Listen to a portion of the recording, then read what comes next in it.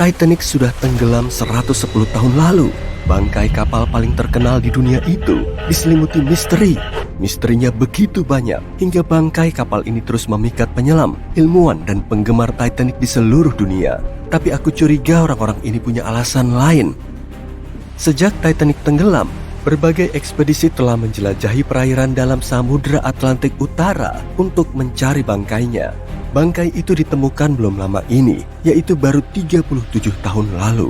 Tapi sejak saat itu, beberapa ekspedisi terus menyelam untuk menjelajah dan mengamati bangkai kapalnya.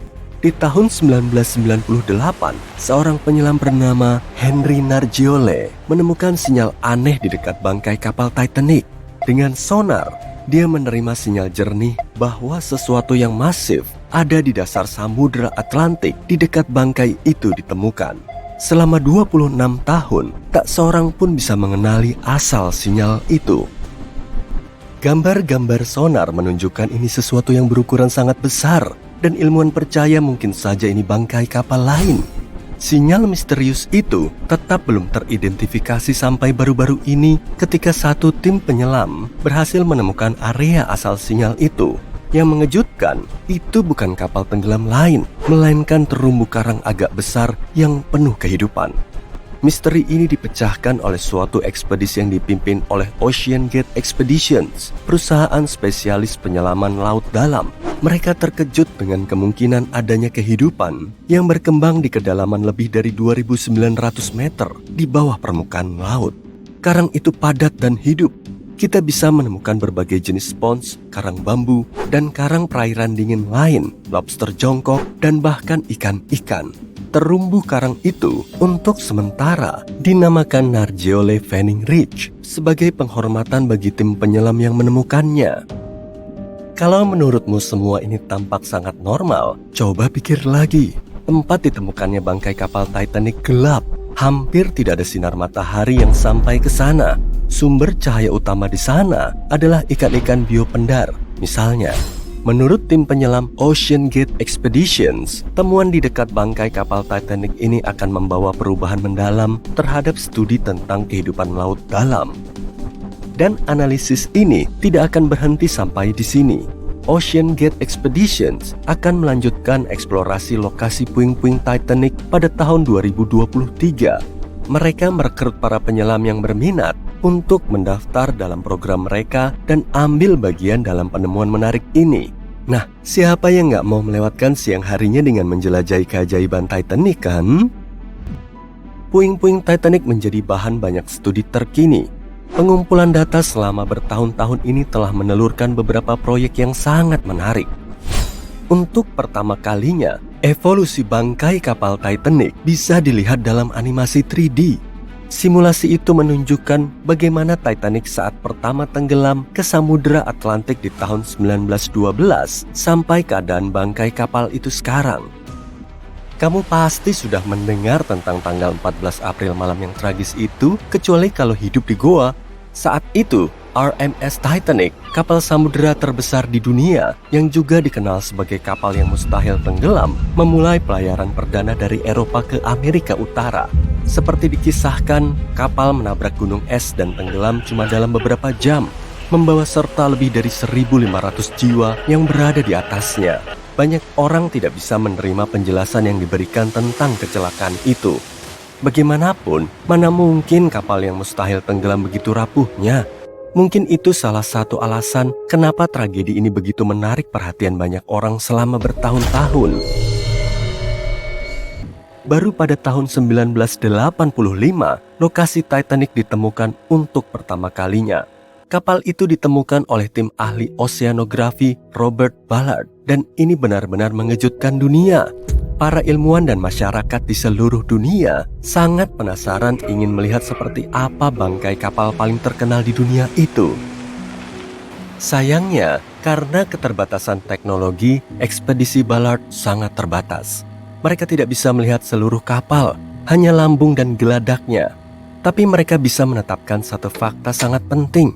Apapun penyebab kecelakaan itu, kapal memang sudah patah jadi dua sebelum tenggelam. Ballard benar-benar ingin memahami cara mengawetkan puing-puing kapal itu dari kerusakan dan menemukan sejumlah besar barang pribadi yang berserakan di dasar laut. Bayangin kamu jadi salah satu orang pertama yang melihat Titanic bertahun-tahun setelah lenyap ke dasar laut. Ballard bilang ini mengejutkan sekaligus emosional. Di lokasi penuh puing-puing di sekitar bangkai kapal, ahli oceanografi itu menemukan banyak sekali benda kecil dan barang pribadi. Mungkin ini ekspedisi pertama turun ke Titanic, tapi mereka jelas bukan yang terakhir. James Cameron adalah penggemar lain kisah Titanic. Mungkin banyak yang belum tahu, tapi ini James Cameron yang sama dengan sutradara film Titanic itu. Sampai hari ini, dia telah menyelam 33 kali untuk mengunjungi puing-puing kapal itu.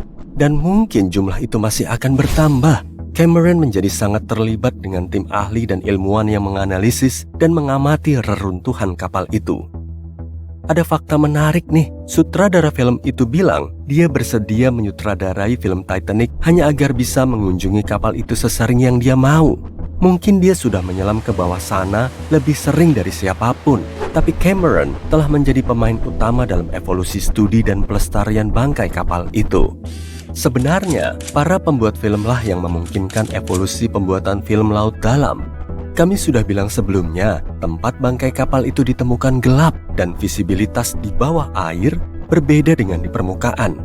Ekspedisi butuh banyak cahaya cuma untuk melihat beberapa puluh sentimeter ke depan.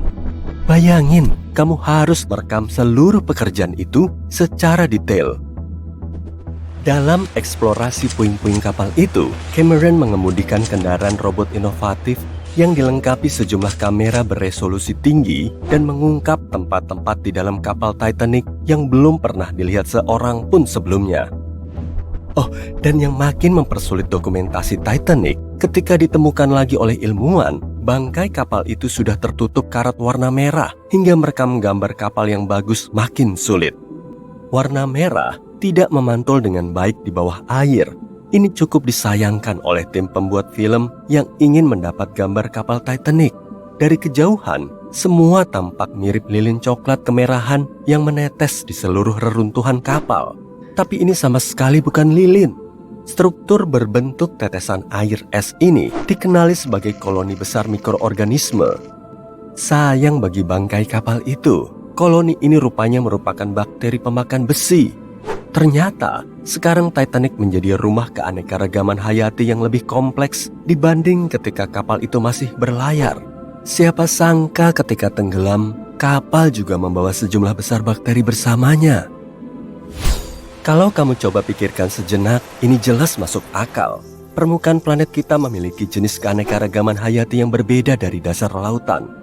Lambung kapal diketahui membawa berbagai spesies kehidupan laut dari satu bagian bumi ke bagian yang lain. Yang mungkin tidak kita duga adalah ini juga bisa terjadi secara vertikal. Artinya, ketika sebuah kapal tenggelam, ia membawa jauh lebih banyak dari strukturnya sendiri. Jenis bakteri yang dibawa Titanic ke dasar laut tidak ada di sana sebelumnya. Dan meskipun awalnya diperkirakan bakteri itu nggak akan bisa bertahan dalam kondisi seberat itu di dasar lautan, ternyata yang terjadi malah sebaliknya.